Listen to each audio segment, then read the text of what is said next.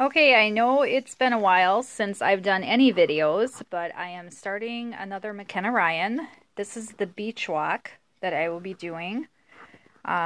This first one I'm working on is Beach Boys, which is the sandcastle with the crabs. And if you look at the front of these patterns, it's new Sand in My Shoes fabric. So she has updated fabric lists in the pattern. So even though on the pattern there's a fabric list here that shows everything, this is for the old fabrics. So if you're using the new fabrics with the new kits that are out, you are going to need to follow the additional paperwork that is in the pattern. So when you're tracing these different outlines for the crabs and the sandcastle, she groups them together kind of according to what parts they are of the pattern. So like these are all the little crab legs, and then you have the shovel. And if you read through the pattern, you don't need this piece number 1, so you don't need to trace that. I did, and that's how I found out when I was looking at the pattern list.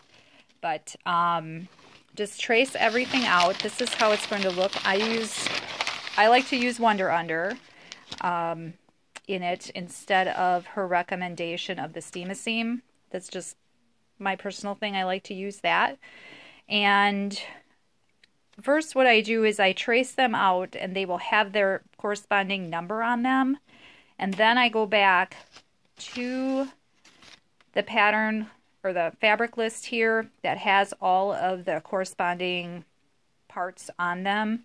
So for instance, if you look at Sunset, it'll have what size piece you need for the crab feelers and legs, and then it has it marked parts A2, A5 through A9.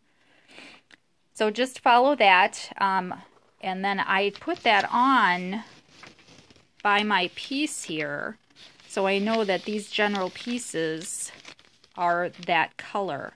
So when I'm cutting out them, I can match them to the corresponding fabric.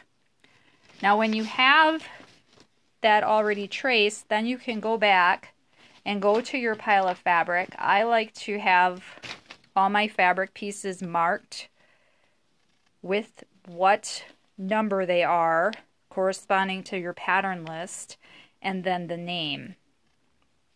So if you have that all done, you'll have a large pile of fabrics, depending if you're doing the whole quilt, that you can mark with that corresponding on your list. You can always access the McKenna Ryan Pine Needles website for any up-to-date changes or updates to the particular pattern. I will be showing more in the next few days.